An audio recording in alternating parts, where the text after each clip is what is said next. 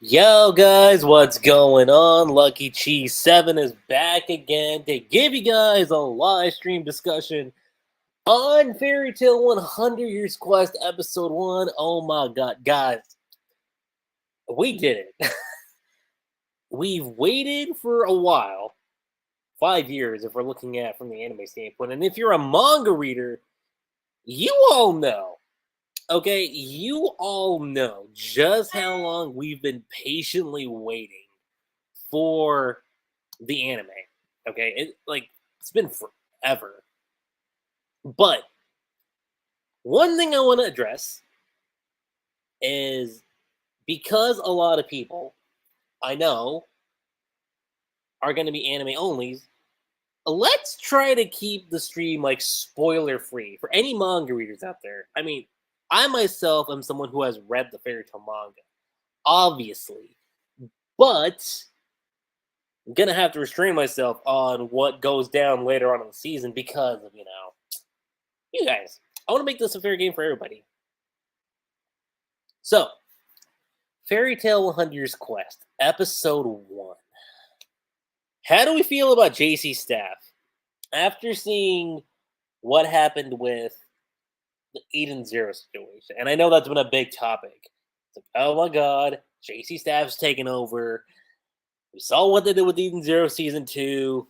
Are we sure this was the right approach? And I'll be perfectly fair here. This first episode, solid. Really, really solid, okay? The way it starts out, just like the manga, okay?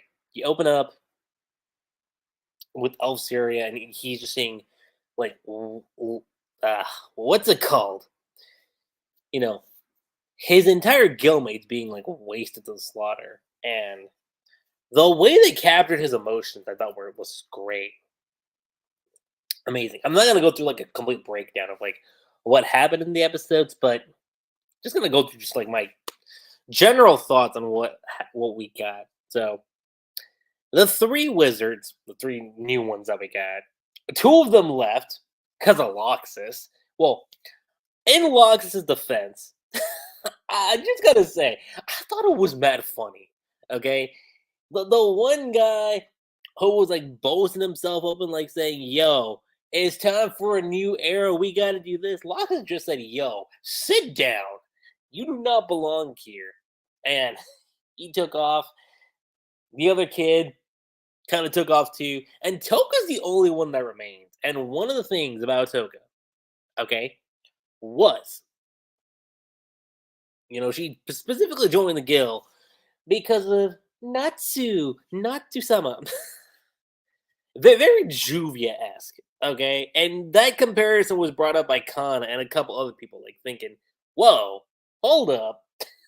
This girl, she kind of has, like, the Juvia flair in her. And in a sense, I mean, she showcased it, like, through and through. I mean, that much is obvious.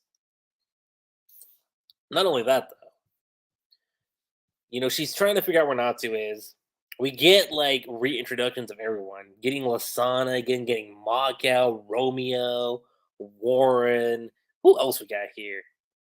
Gajil, Levy, Chet, and Troy. Still as useless as ever, but yeah, we still got them. Got Panther Lily, Mira Jane. The one thing I will comment on here, because I am actually going back to the first chapter of the manga. I just noticed Makarov. He only has his mustache in the manga. At least his first chapter. The anime still has him retaining his the look that he had from the final season, where he had the goatee, which the goatee I think looks great on Makara. It looks really, really great. But yeah, that's an interesting thing, huh? I just noticed that. Oh, also, hey Andrew, how's it going? Just want to mention, let's not talk about spoilers, okay? I just want to say that because I want to be fair here to like anime onlys, but yeah. Yes, I have read the manga, by the way. I have been up to date with it, which I will say, not spoiling anything for the manga, but I'm looking forward to what's going to happen in tomorrow's chapter. It's going to be amazing, hopefully. Anyway, what else we got over here? So Elfman, Kana, you got Biska, Alzek, Asuka too. Amazing. The Thunder Legion. Oh yeah, speaking of the guy that was like boasting about himself, I love how Warren made the comment of like who brought in like this douche over here, and anytime someone questions why they brought someone, it's always Mira Jane, and I feel bad for Mira Jane, I do, but it's like people don't realize girl's sensitive as hell. Okay, so gotta make it clear, super clear on this.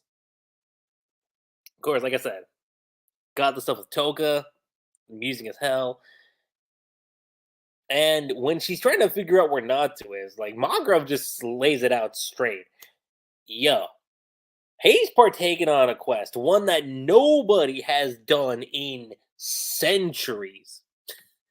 See the term I used there? Centuries. No, not that centuries, not that song. Good song, by the way, but no, not that one. You got that. The 100-year quest. And we cut right over to that, okay? We cut straight over to the 100-year quest. And like I said, it's great just seeing everyone. Seeing Natsu, Lucy, Urza, Wendy, Carla, Happy. I mean, it's classic fairy tale. And there's nothing wrong with that. Also, one thing I want to also like is that we got to see the interaction that Natsu and Gildarts had right before they left for the quest, which I know a lot. I've seen some people going around talking about the fairy tale special one shot that came out last week, and some of y'all, or wait, no, it wasn't last. Okay, technically it was last week. It was last Tuesday, but some of y'all were just like mad salty as hell about like what we got in the one shot, and I'm thinking to myself, do y'all understand the time frame of like when that one shot came out and where it like basically where it takes place? Okay, you see where the one shot takes place, and time frame wise, there's not a lot you could cover with that one shot. That much was obvious to me. So when I saw that, I'm like thinking, okay, this is going to be kind of like a fun adventure just to see how Natsu gets the approval of getting the 100-year quest. And I thought with what the one shot had to offer, it was fun. I loved it. And like I said, story progression was I wasn't really expecting a whole lot. But nice tale overall. But like I said, I know some people brought up it would have been cool to see like Natsu approaching Gildarts about this whole situation. And technically, here's the thing. We get that here. And both the episode and in the manga, like Natsu just talks to Gildarts about it. And he says, yeah, I can't exactly tell you. That's just stuff you're gonna have to figure out for yourself. I thought it was what it was. Got this nice like banter that they have back and forth. That's always been there from the beginning. But he does tell Nuts that hey, what you're about to endure will be like despair. And Natsu just lays it straight, like, look, you went on it alone.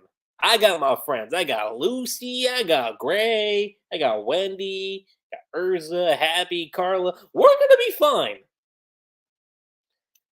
And if you're a manga reader, you know what's going down right now. I'ma just say that.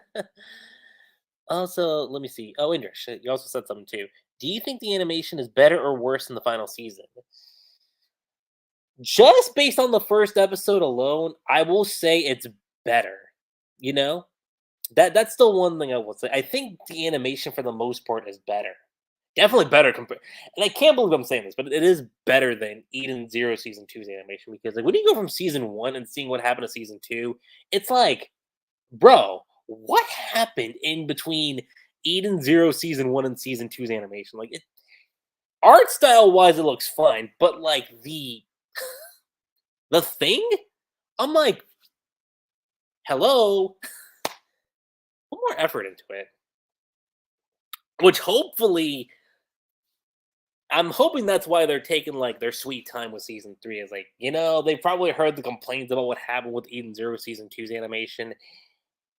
And given what's being covered in Eden Zero season three's content, I'm not gonna say what it is for anyone who hasn't read the manga for Eden Zero, but just know Eden Zero is about to get like super, super depressing for the anime.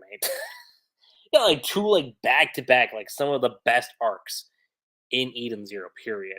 I'll say this.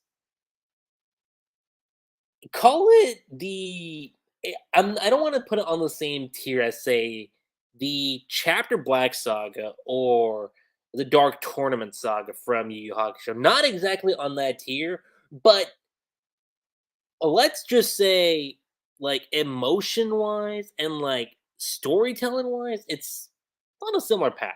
I'll say similar path. Both have their differences, obviously, but I would say like that's how good it is. Especially like when you compare where Shiki goes from at the end of season 2 and just seeing what he becomes in like the following season. But again, not gonna spoil much. I'm not gonna spoil anything on the content for Eden Zero. Also, hey Blue, how's it going? Never noticed how Lucy was wearing clothes similar to the first outfit. Oh, I noticed that right off the bat, especially when we got the final chapter that came out like years ago. And yeah, like I think it's only just for the beginning. She only has the outfit on like just early on. But that said, it's great to see you here. And I hope you stick around. I really do. Jump subscribe. Thanks, Indrish. It's awesome. But yeah, let's see. We got this. Them approaching the castle. I love the banter between Natsu and Lucy. Their banter, I will say, I've always enjoyed it in the original fairy tale, but 100 Years Quest, I don't know. There's something special about it. And it's not that there wasn't anything special about it before, but something about them here, like, I don't know.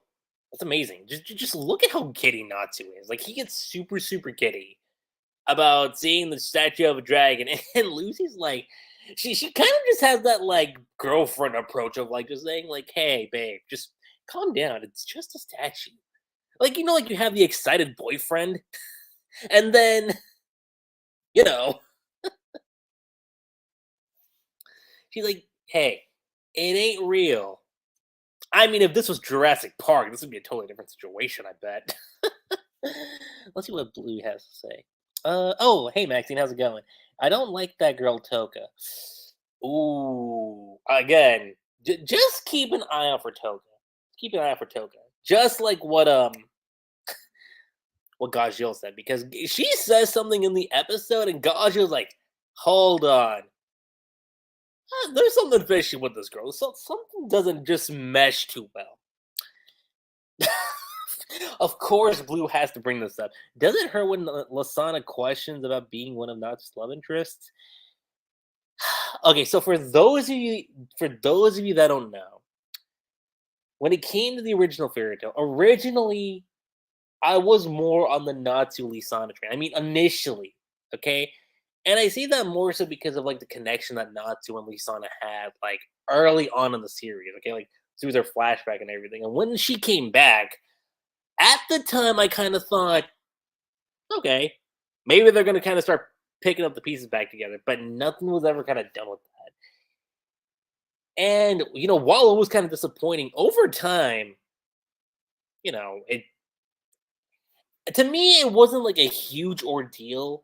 Like again, if you've seen the channel, like if you compare this to say like Naruto, especially Attack on Titan, wasn't that big of an ordeal for me. Because I always kind of knew. Again, when it comes to manga in general, my whole shtick with manga technically goes all the way back to Rave Master. So when I saw what Hiro did with Haru and Ellie, and seeing kind of with what he was going for in Fairy Tail with Natsu and Lucy, and I know some people are going to get a little annoyed here, I do like Natsu and Lucy's relationship, but to me they never reached like the tier that Ellie and I said Natsu, Haru and Ellie were in Rave Master. Like it always kind of felt like something was a little off, not in a bad way, but it was. Let me just put it like this: the next level approach is what I was saying. And 100-Year Quest, especially now, I think Hero took what he was writing in Fairy Tale and he was like, okay, let me give it that flair that was always there with like Haru and Ellie. And especially again, for anyone who's read the Eden Zero manga, Shiki and Rebecca are just that couple. They are just that couple. But he's done an incredible job with them, especially here. And there's a moment. There's one moment with 100 Years Quest. Again, not spoiling anything. I'm so hyped for. Okay? It's like the one moment in 100 Years Quest that kind of took me. It took me by surprise in a good way, but in a sense where I was like, oh, when this scene hits the anime, oh my god. Like, it's going to be a talking point. It's going to be a huge, huge talking point. But yeah, no, Blue. Honestly speaking, like, not really. Doesn't really bother me too much. Indrish. I think the banter's next level. Definitely, yes. Their banter is like so next level here. Anyway, they approach the cage. The cage. They approach the guild where they see the big dragon himself, Mr. Elfsyria. And the thing I find funny is him quoting like, "Oh, 99th hero," which I mean, to be fair, he would think. I get his perspective. He would think it's just one person. But if we're gonna be super technical here, we got like 5 people here. 7 if you're counting Happy and Carla. But you got a total of 7. And Gildarts was the last person to take on the 100-Year Quest, right? So it was by Gildarts, it was like 98.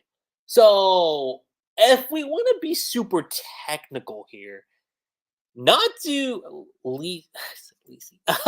not to Lucy, Gray, Urza, Wendy, Carla, and Happy. I think that totals it up to like 105. So by all technicalities, they are the 105 heroes. Got a nice ring to it too. He introduces himself, and oh my god. So basically, I will say this: that part where he introduces himself is like the end point of chapter 1. And what goes on after that is all chapter 2. Okay? Like them introducing themselves, talking about who they are, and also Natsu pointing out that, oh yeah, wait, hold on. There's something about you. You're human. You're not really a dragon. And this man, Elfsyria, oh my god, like he jumps around. Oh man, like the way this man was like just jumping around and shit. I'm like, bro, calm down. Like, chill. Like, I didn't really notice it too much in the manga just because like it was like once in a while. But the way the anime did it and the way like he just like went like, hey, look, I'm over here. I'm over here. Like, I'm just like talking. And they're just like, bro, stay in one spot so we can pay attention. Like, Natsu tells him too, like, bro, can you just relax so we can talk to you? This man decides to jump into Lucy. And I'm not going to say what it is. You all know what I mean by that. And, Natsu gets super heated. I feel bad for poor Lucy. I feel bad for Lucy, okay? I really do. Don't get me wrong. It was funny as shit. But at the same time, I'm like, poor Lucy. Like, just being put in that situation. Woo. Like I said, as funny as it was, I do feel bad for what Lucy was going through just in that moment. It made for a funny like Nalu moment. Definitely. Without a doubt. But one of the things that got introduced in this what's it called? In like this part of the episode was one thing. They addressed the fact that Natsu was the one to take down Acnologia because when they talked about I don't know. Did they talk about the 5 dragon gods here? I'm gonna go back and check real quick. So no, that gets brought up like towards the end of the chapter. But one of the things that happens is they talk about the 100-Year Quest and the dragons being on the same tier as Acnologia was. And one of the things that got brought up was I think it was Urza. Urza was the one that said, "Look, when it comes to Acnologia, Natsu was the one that dealt with them." And that kind of gave Elsyria the hope of, well, if that's the case, then you are like the final hope we have for this quest. If you guys can't do this, nobody can do this. That's essentially what happens. Blue. I see they still kept the questionable fan service for Lucy. I mean, did we have in doubt that it was going to be like out of the anime, considering with what we've had in the original series? And I mean, look, for anyone that's worried about like the fan service in 100 Years Quest compared to the original, I'll be the first to say this. Okay? I'll be the first to say this. Compared to OG Fairy Tale, the fan service in 100 Years Quest honestly is not that bad. Okay? I will say that. So, for anyone's worried, oh boy, here we go, Fairy Tale fan service. This was like the only, from what I remember, this was the one scene that just stuck out to me early on in the manga. But since then, hasn't been too bad. I'll say that. Let's see here. Anyway, Elf-Siri was trying. Indrish, that's funny. It was trying to get into Natsu's territory. I mean, listen, Natsu and Lucy need to do something. Not like that, okay? Let me rephrase that. They need to get their shit together. That's what I want to say. They need to pick up the pieces and just say, all right, look, we've been at this for like 545 chapters, 328 episodes. Technically, now this is episode 329. We need to do something to just mark our stamp on just the whole couples constellation. You know? That's what we need to do. We need to just mark our stamp on like, okay, we're canon, we're good. It's gonna be a while though. I'll say that like even right now in 100 Years Quest manga, it's not a huge spoiler, but they're not still quite at the mark where they're like official, but you definitely get more breadcrumbs that lead to Natsu and Lucy being canon. Definitely. And like I said, there is like one like super big moment for Natsu and Lucy. For the anime, we're going to get. That's the one moment I'm like super stoked for seeing. And it's not just like a funny gag like fan service moment. Nothing like that. It's like an actual like whoa. Oh shit. Like it's one of those things. So that's gonna be cool to see. Also, like I said, there's the whole ordeal with Toka, right? So Juvia, of course, we know has her like love for Gray. Okay, she admires him. She wants to be with him. You know, it's one of Juvia's special traits, right? And Toka has like the absolute gall, which I thought was so freaking funny. Um, to just say like, "Hey, do you not have any trust in your man whatsoever?" And wait for like his eventual return. And like that gets under like Juvia's skin. Like, excuse me, say that one more time. And she just says, like, hey, I have like absolute trust in Natsu that he'll come back to me. And when he does, he'll like fall head over heels for me. And Elfman's just like, yeah, no. That is not what's gonna happen. And like I said, they have this banter back and forth of like from like Juvia telling Toga that like he has all these women. He has like Lucy, Lisana, Urza, and kind of like what Blue mentioned. Like, hey, does it still kind of hurt that Lisana's still on this list? And I'm like, and like I said, at this point, I don't really care. You know? I don't really care whatsoever. It's funny, don't get me wrong, but you know, you've got Toka bringing it up too. Like, hey, Gray's no slouch either.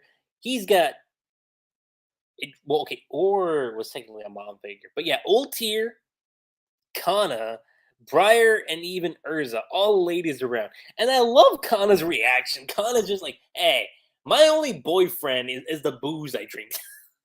Very Kana-esque, I should say.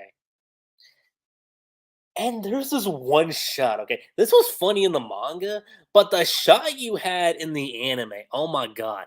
It was very reminiscent of like Natsu and Gray. And granted, their stuff was never, it was never like about like, you know, like my girl is better than your girl. It was never about that. Natsu and Gray's like rivalry was just getting on each other's nerves. That was it. Okay, it was one of those things of like, being fire and ice. They're being total opposites. So obviously, when it comes to that, you know,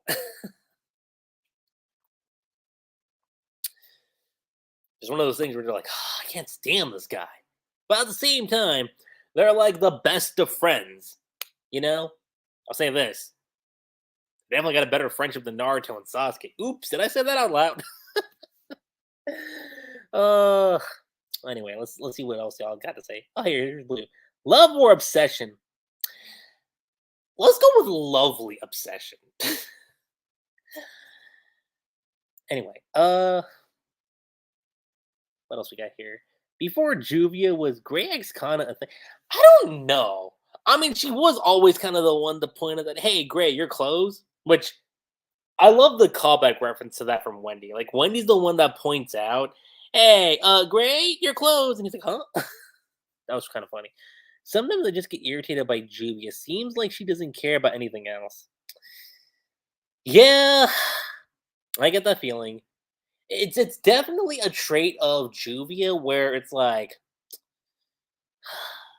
one of those things where like you either are gonna just like absolutely like think it's hilarious, or it's gonna be one of those things where you're like, I don't know. It's just one of those things. It's not like, let's say, uh, I know I brought up the Naruto comparison before, but it's not like freaking Sakura, okay? Where Sakura had the whole, what's it called? The whole like love, you know, admiration slash obsession for Sasuke. Because Sakura had that and took it in the direction that went way too far, in my opinion. And the difference between Sakura and Juvia, I will say, is for Juvia, it's more or less on a comedic stance. It's more or less as that. A Sakura, I just don't get in that respect. You know, but I want to get past that. Well, not yet, at least, Lucky Chi. You did, Lucky Chi, and have incurred the wrath of Naru Sasuke fans across the globe. Hey, not my fault. They had 700 chapters to work with. I don't see why they couldn't have made something. Okay, let's be fair. Part one, I'm fine with. Even early part two, y'all all know I have my gripes with part two as a whole, especially early part two. But even part two, early on, I was let something slide. But I don't know, man. Like post pain, that's where the whole downward spiral hits for that. But that said, got Mira Jane pointing out, hey, look, they look like best friends. And something I mentioned before too, Gajil notices something off. Like, wait, hold on. She just talked about Briar. That doesn't make any sense whatsoever at all. Like the one from Avatar. And cutting back over, you have them talking about the gift. Wow, I said I wasn't gonna go breaking down the episode, but here I am just like expressing my thoughts on it. Well, it's a combination. I'm giving my thoughts on like each of these moments while talking about it too. But yeah, you've got them all signing the signatures. Get a little flashback with Lucy and Virgo. I don't know why. I love Virgo too. Virgo's funny, but yeah, this conversation that Lucy and Virgo have together, and she talks about like there being some kind of premonition of a reunion, a fated reunion in Giltina, which we kind of already are kind of getting a feeling of, oh, she's referring to the key of Aquarius. And with that in mind, it's like thinking, okay, so we're already setting up that for Lucy, of her looking for the key to Aquarius.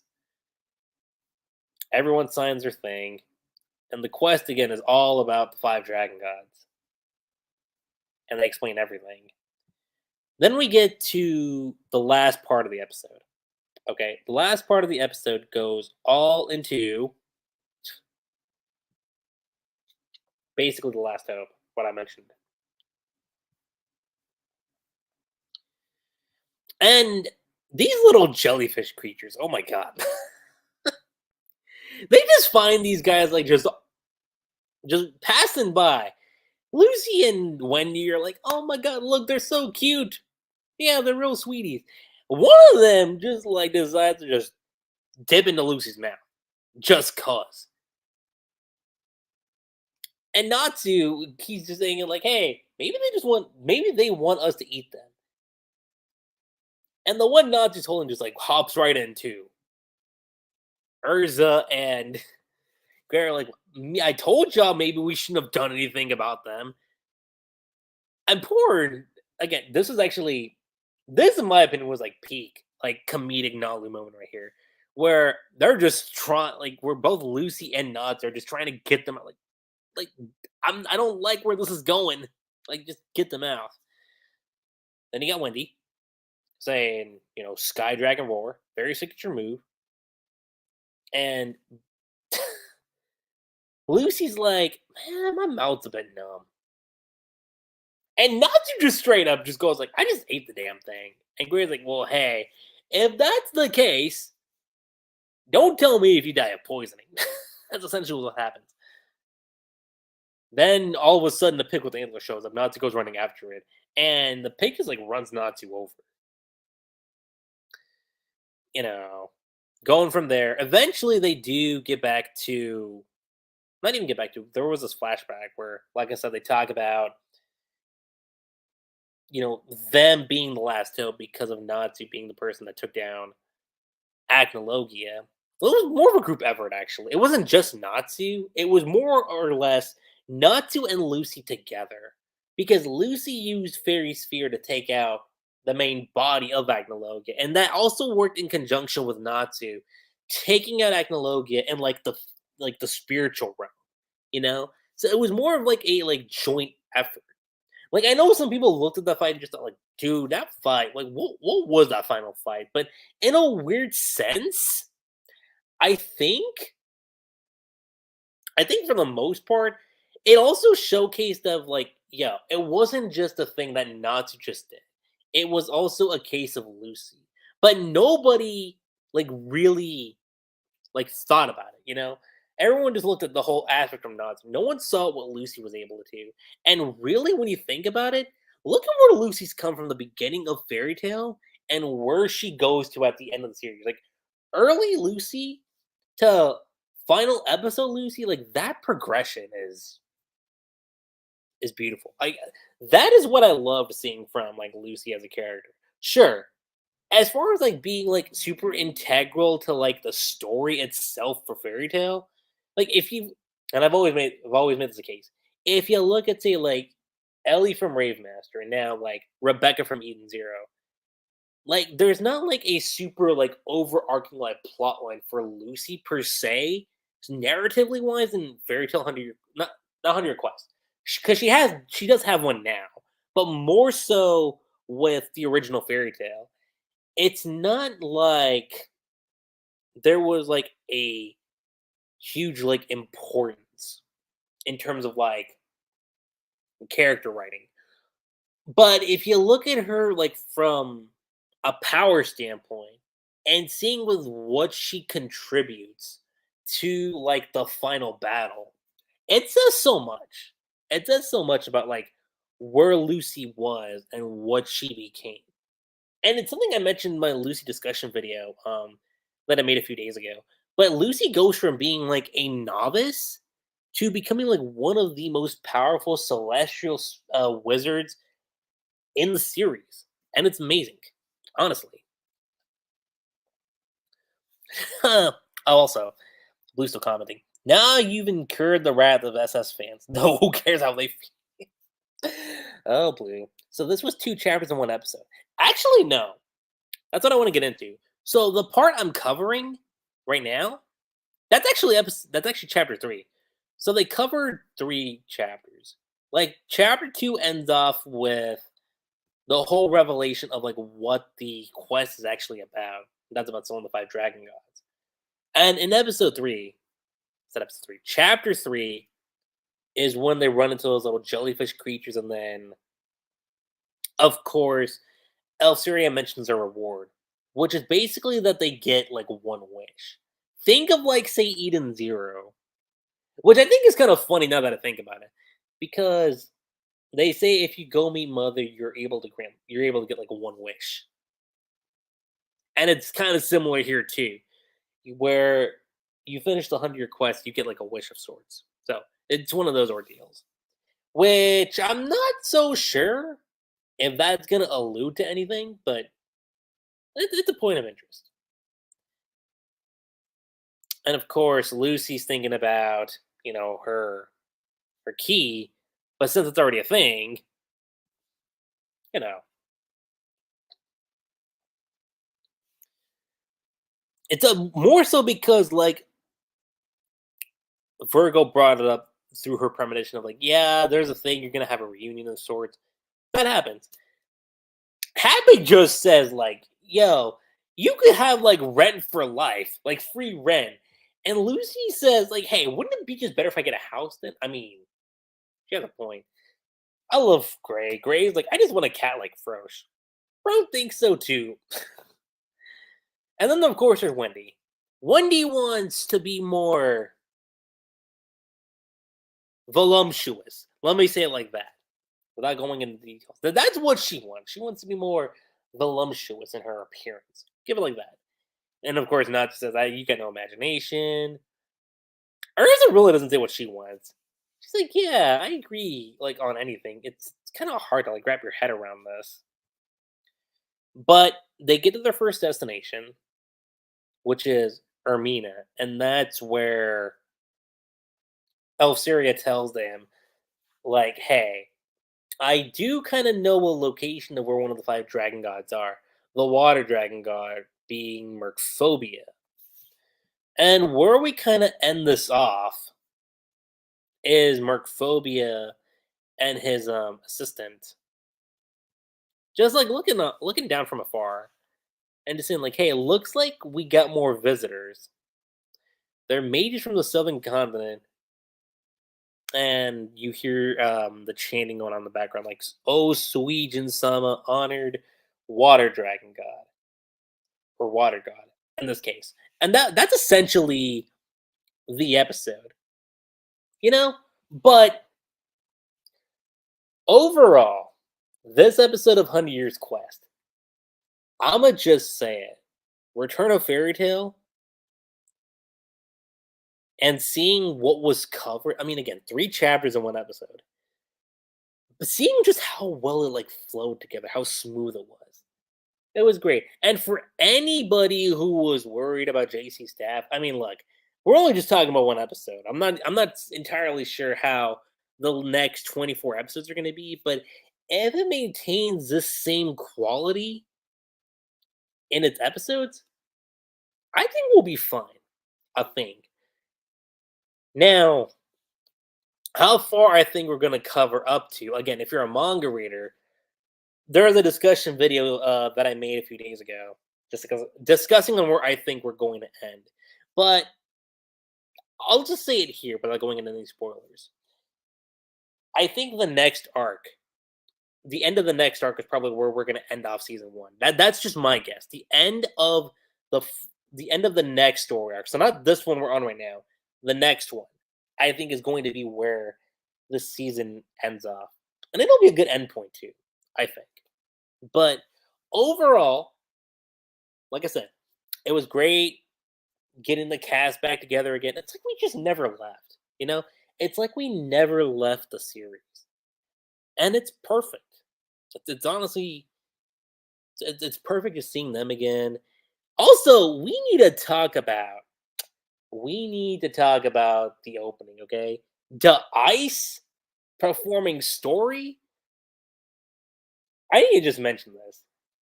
I had that song on repeat. Like the first time I listened to it, I was like, dude, I need to listen to this. And even when we got the first trailer, okay, for 100 Years Quest, when they showed like just that snippet of the song, I'm like thinking, dude, I cannot wait to hear what this OP is gonna actually sound like. And listening to it, flames, absolute flames of an opening. Who knows?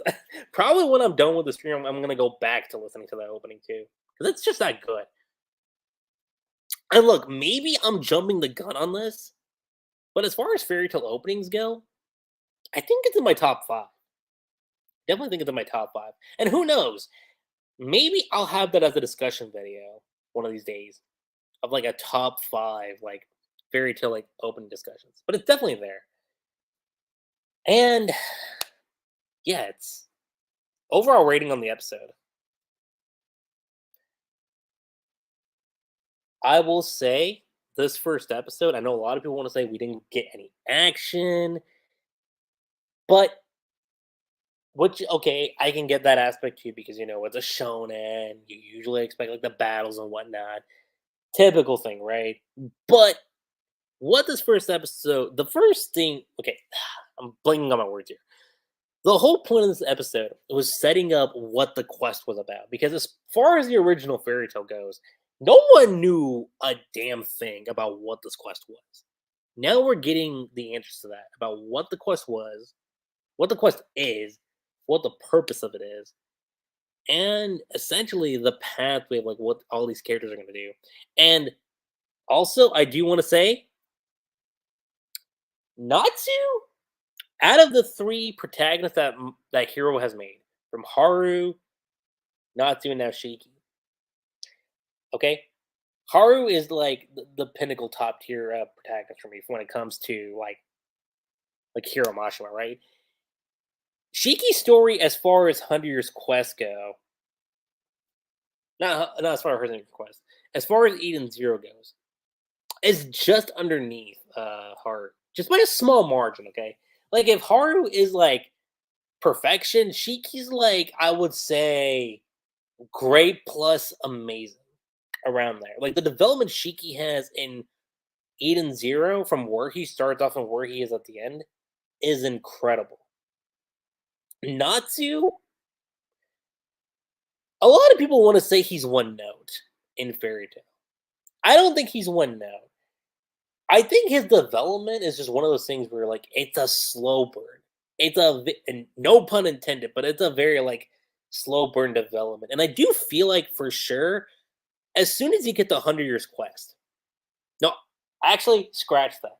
Post Tartarus, I would say he slowly starts getting better and better. 100 Years Quest, I think for Natsu goes in a whole different direction for sure.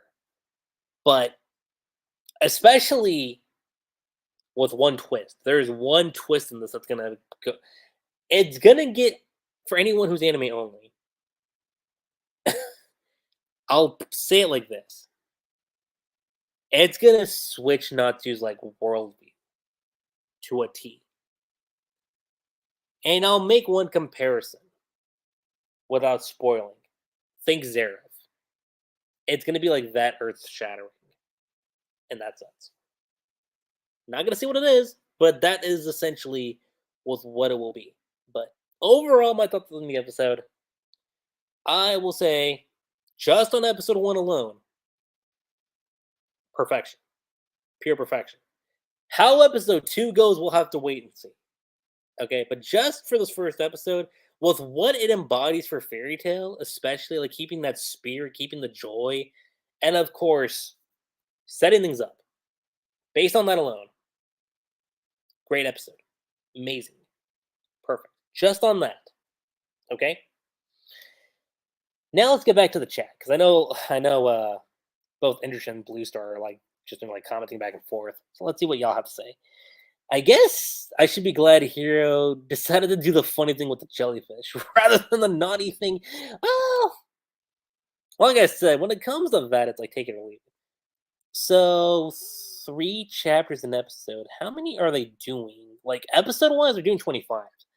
But it's 25 episodes for the season. Very similar to what they did with Eden Zero's season 1 and season 2. And like I said, Blue, if I think on where they're gonna end off the like where they're gonna end off the last episode of the season, it would be a good end point.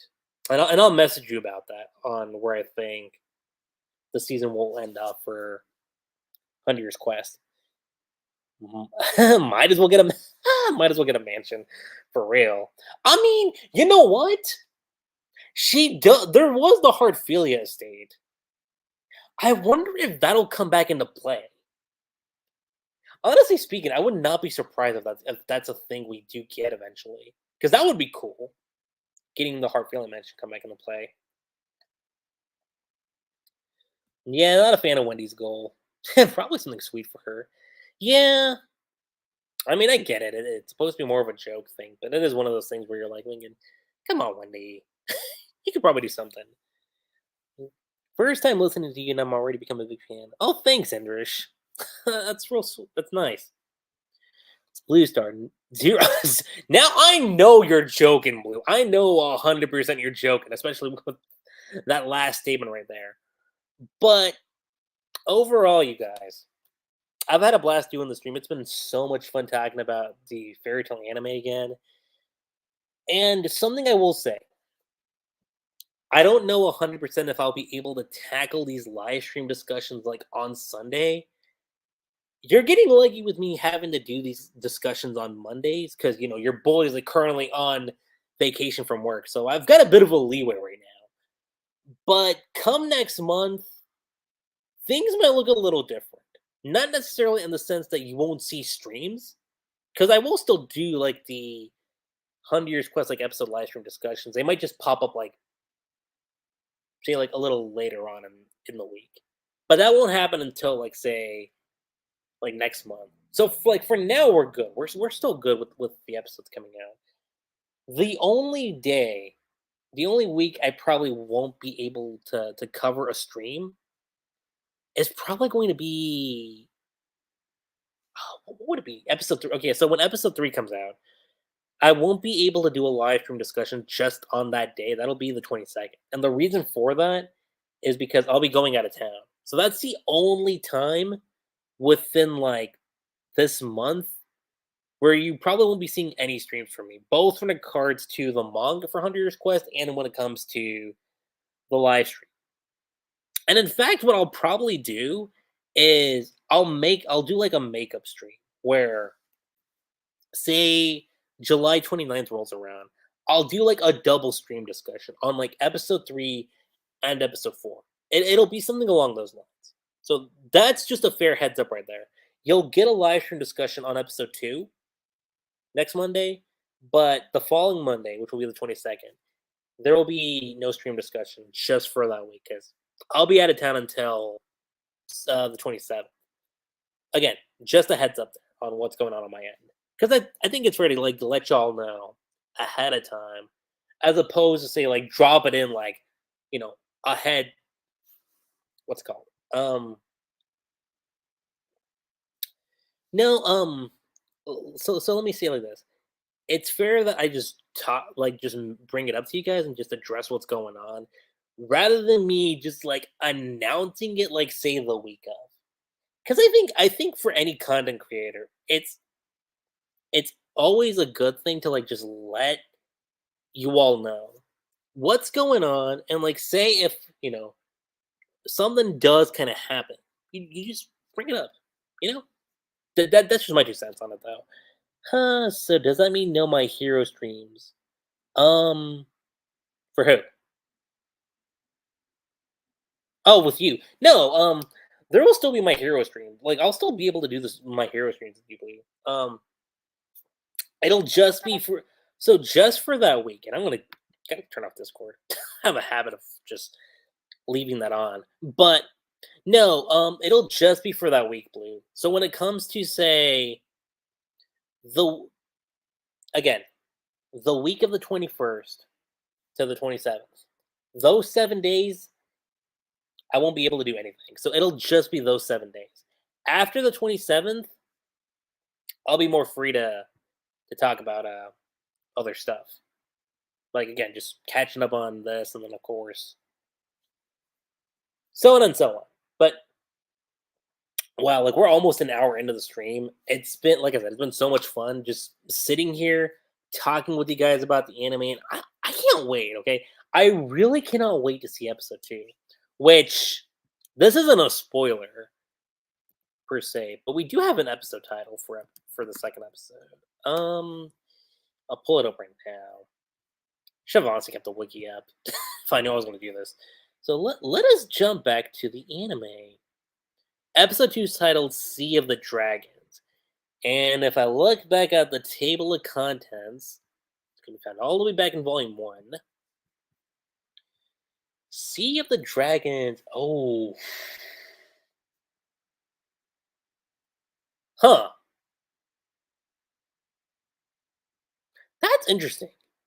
Okay. I'm not going to mention what it is, but chapter title wise, okay. I'll leave it with that. I'll leave it with that. So overall, final thoughts on the episode. Perfection. Pure perfection. Cannot wait to see with the content we're going to get in episode 2. And aside from that, guys, that's pretty much it. Blue Star and Industry, it was great, being able to talk with you guys in the chat about like the episode. And of course, seeing, Maxine drop by 2 for a bit. It's great seeing you guys too. And I hope y'all look forward to more streams to come for 100 Years Quest. Because we're going to be here for at least 25, 26 weeks. It depends on like whenever we get a break for the anime. Because I know every now and then there will be like a break in the schedule to where we don't get the episode, and it'll like resume like for like the following season. So I do expect 1 week where we won't get an episode, because Eden Zero kind of went through that too, where season 1, for the most part, it was like consistent for like weeks, and then I think like towards the end there was like 1 week, and I want to say it was due to like a holiday in Japan, and that was kind of the reason why we didn't get an episode for that 1 week. So if I have to take a guess, I think we might run into one of those situations where we don't get an episode for like one of the weeks. But that's it. But overall, you guys, that's pretty much my thoughts on the first episode of 100 Years Quest. Let me know what you guys' thoughts were on the first episode. What was your favorite part about it? What were some of your gripes with the episode?